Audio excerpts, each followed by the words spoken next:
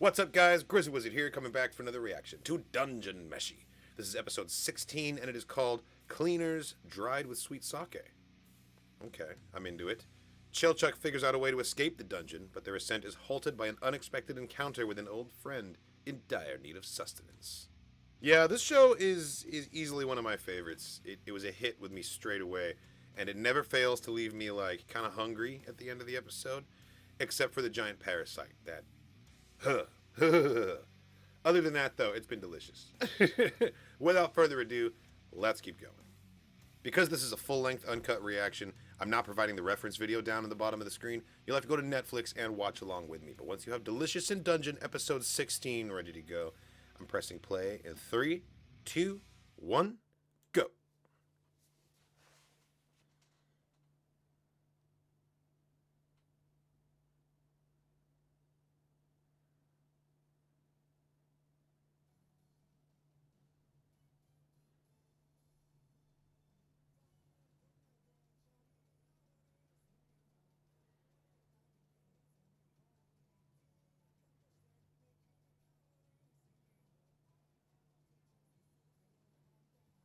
You know, the intro actually is really good. I do like it more and more every time I see it. I don't know, some part of me feels like I'm like resistant to it out of some misguided loyalty to the first intro because I loved it so much. But like, I don't know, this one's totally good too. I actually love the use of color from shot to shot. Like it's pretty fantastic.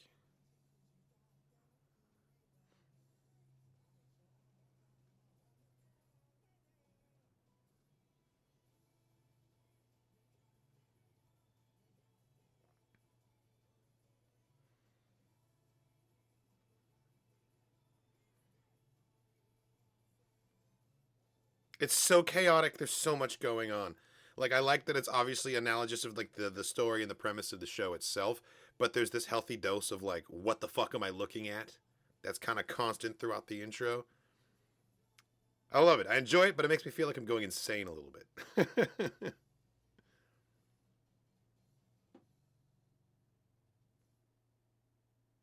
Still not comfortable with seeing so much helmetless Senshi.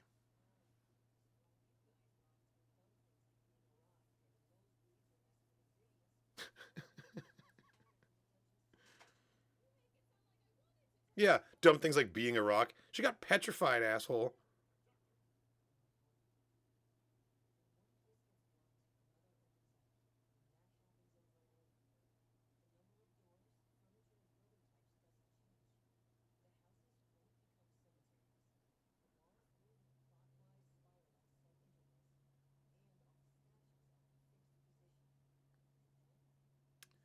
Interesting. So if the statues are in a fixed position, that means as soon as the dungeon starts changing, climb on a statue and you'll be safe. Right?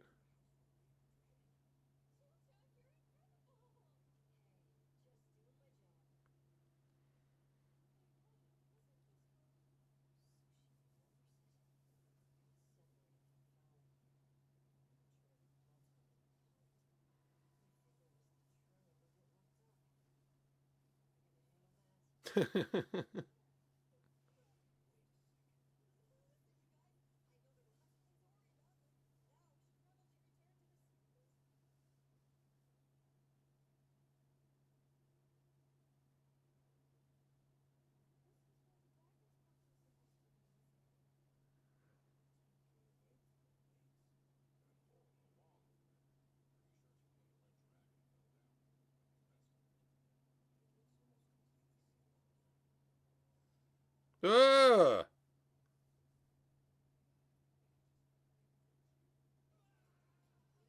No, that's an appropriate reaction. The hell was that? The Eye of the Mage. The Mad Mage?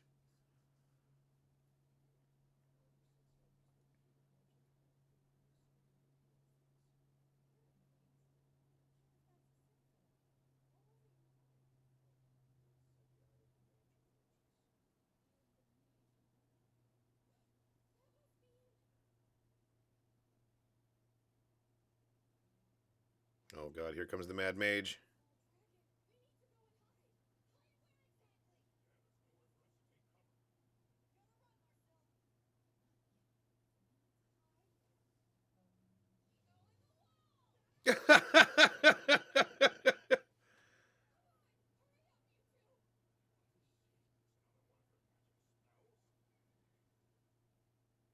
The wall was like closing around Chilchuck. How did that happen?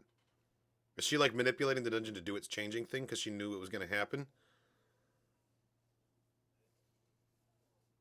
Oh, it's like wet cement. Hasn't finished forming.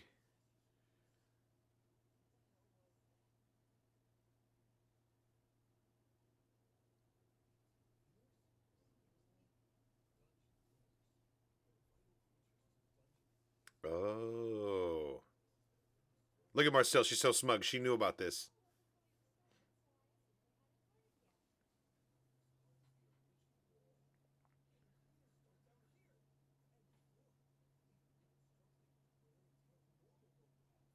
Fascinating.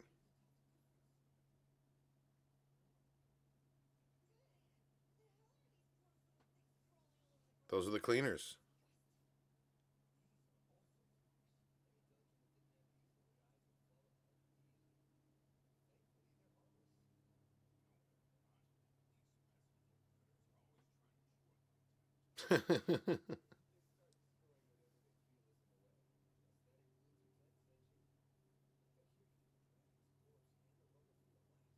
He's like, it's just. I wonder how many years he spent sweeping these little cleaners away from his tent.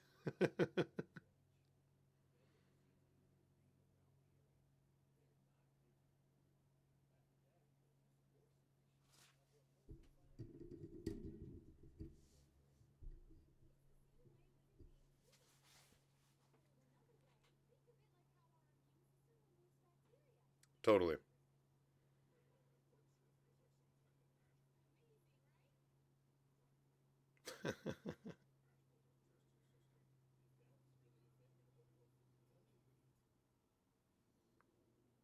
What food would the dungeon eat? It would eat adventurers like you, Laios.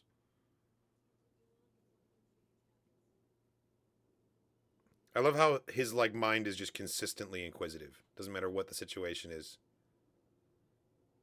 Even in the face of Senshi's like sarcasm, he didn't even register with him. He was just like, "Oh yeah, I wonder what that would be like. What would a dungeon eat?"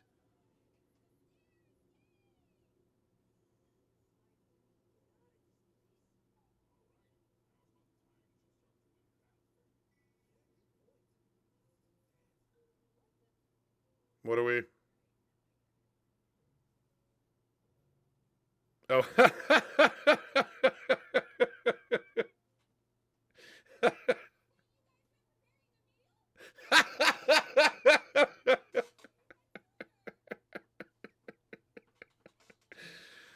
Oh, that sucks.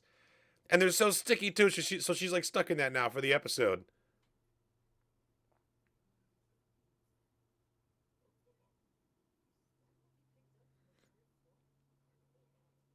Yeah, the barley was all floating in the water.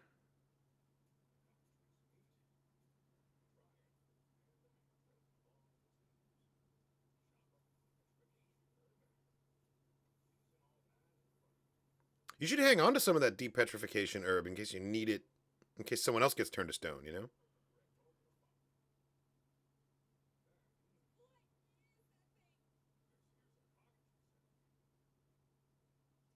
It's so squishy.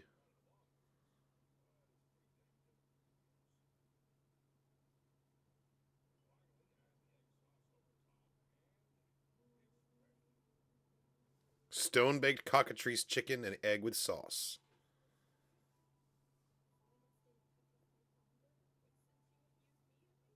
I thought she was going to say if I'd stayed petrified longer, I wouldn't have to eat this right now. No, of course it's delicious.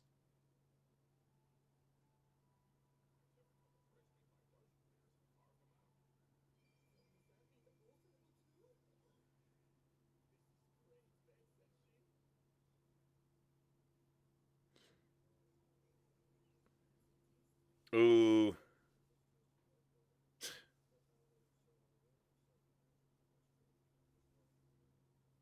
Ugh. Yeah, that doesn't sound good. And why did you take another bite?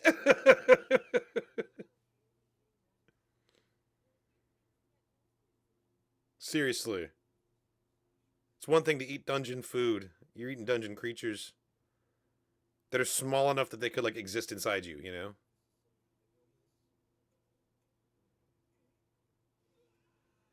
Whoa!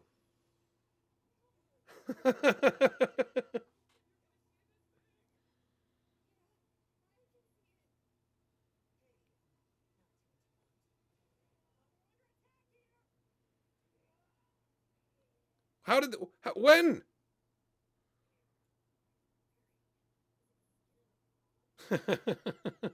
Don't ask.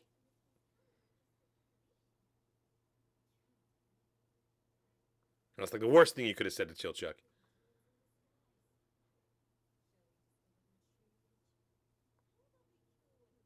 Who is this Harvey Birdman looking psychopath?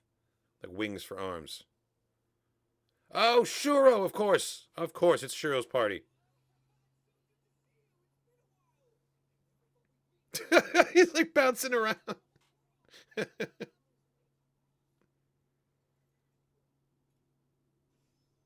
Nice. Whoa.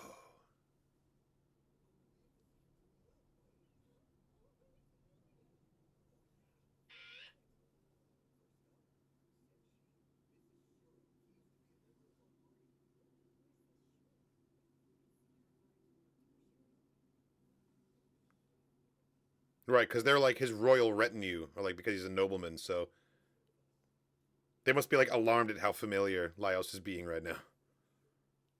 So Lord Toshiro is his full name. Oh, and there's Kabru staring daggers. Like, that's the guy. Here we go.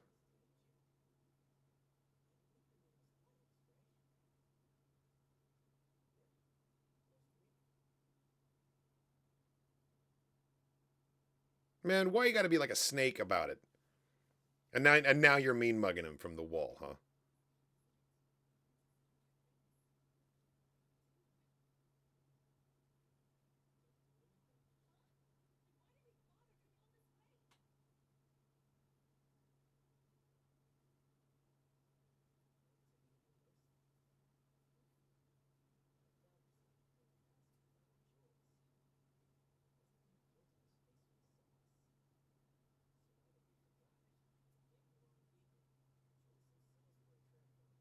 There you go.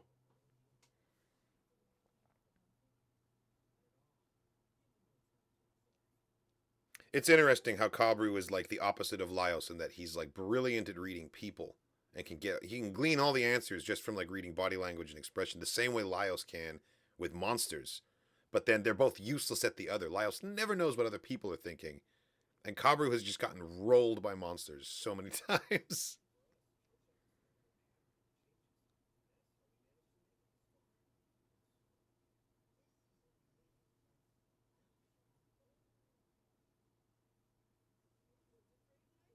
Oh my god, Chilchuck.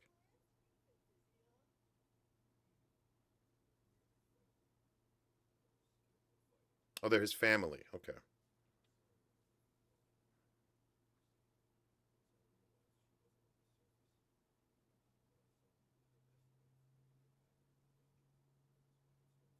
He went and reformed another party to get back in here.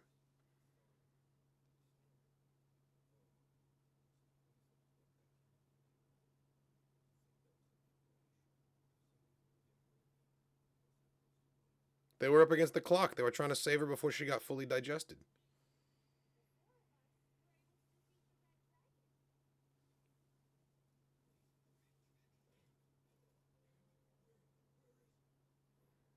Oh, now he gets the bad news. Oh, damn. Did he have a heart attack? Oh, he's just malnourished as hell.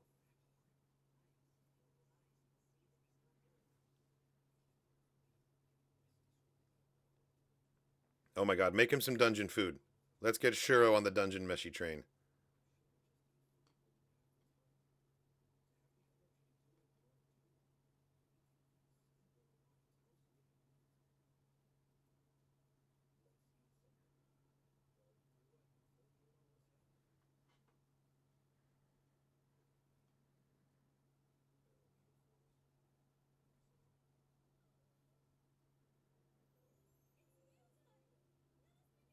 Okay, how different is her method going to be to Senshi's?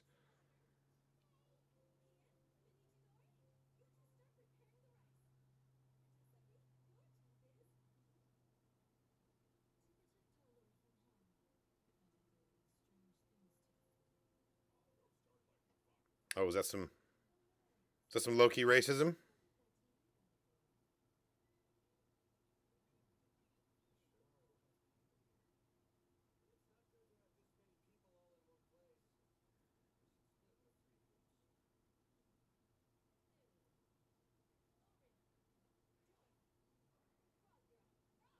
Frog girl. Poor Marcel.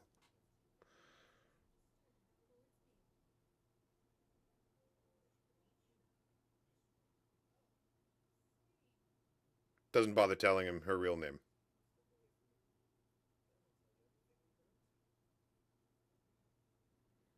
Man, Shiro's really in a bad way.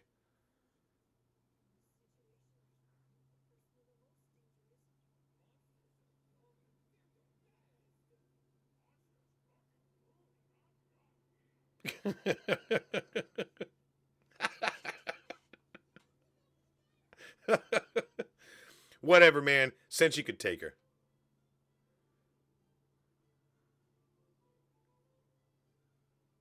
Senshi's an oddball. He's very eccentric, but he can handle himself. If you come for Senshi, he's going to cook you into a pot.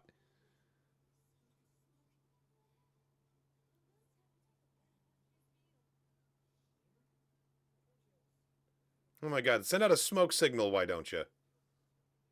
I'm with Chilchuck on this one. Sometimes he's worrying unnecessarily, but this time I think he's right on the money. Shuro understands the dangers of this dungeon, but I feel like his retinue is kind of taking it for granted that they're safe here.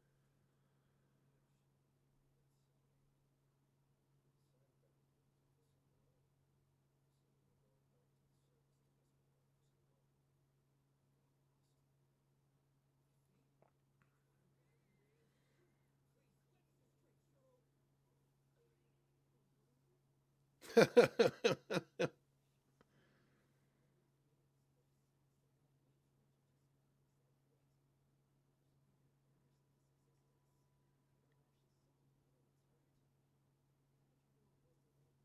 this mythical image that we keep getting shown of the Mad Mage isn't anything like what he really looks like, it turns out.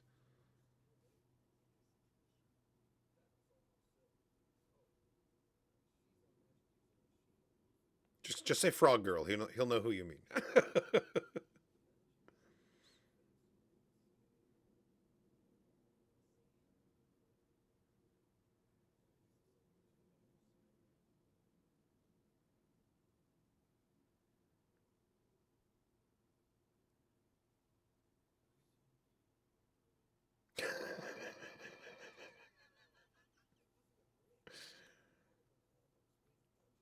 Oh, well, in that case.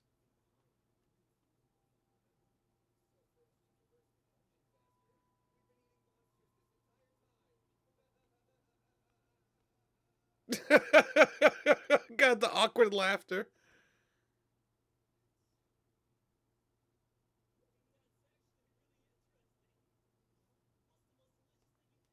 Nice. Common ground.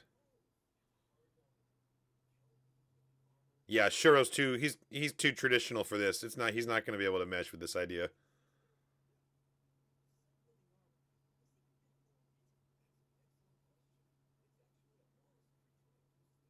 Man, that was so cool. The mollusk colony in the living armor is one of the most creative ideas they've done on this show. I think.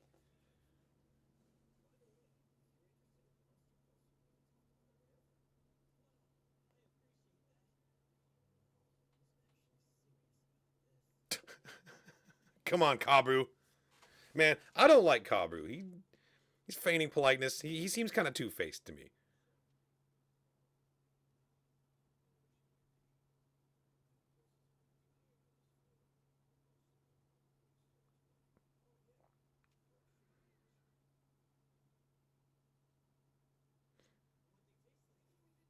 Oh my god. That would be the assumption, I guess. Fair enough.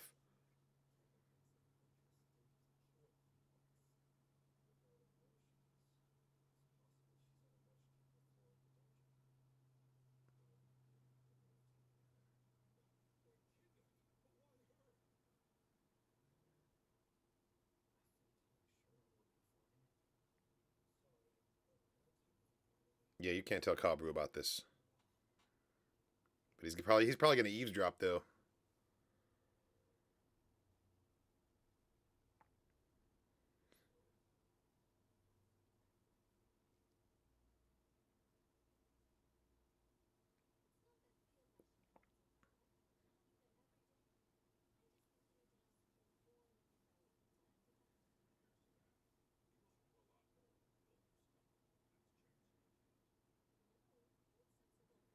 Oh, nice. They're actually hitting it off.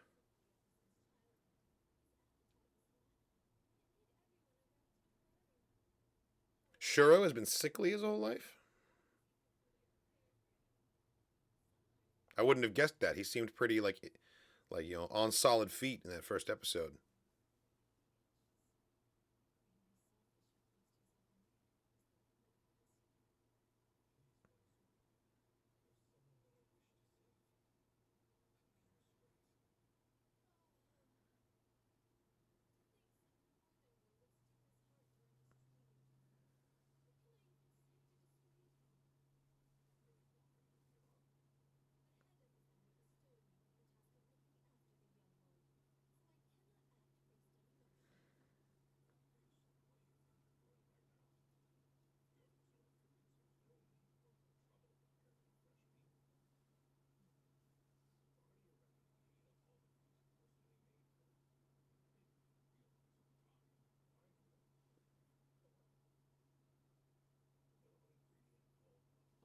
That's kind of what I thought he was gonna say.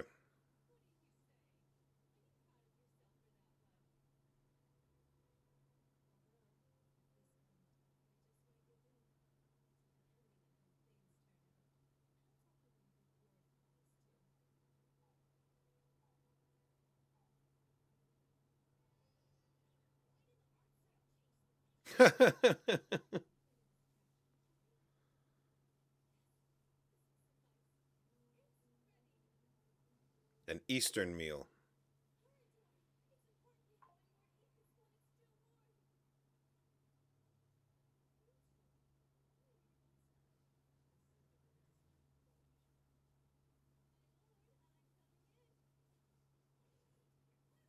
Oh,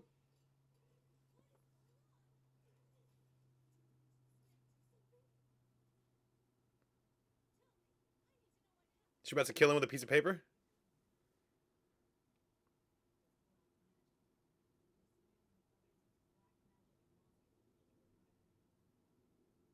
So you were listening.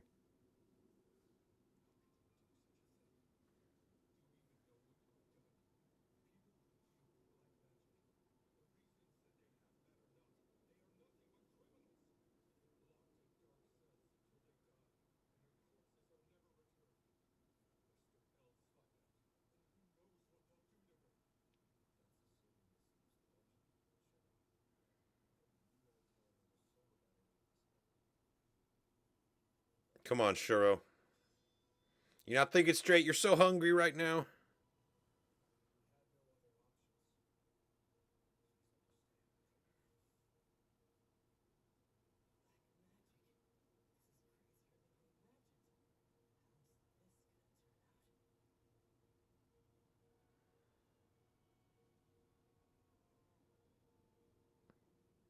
Fallon.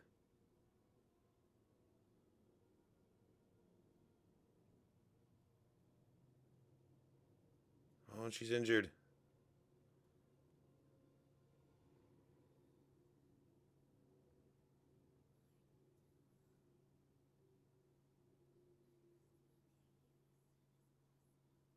Man, what have they done to her?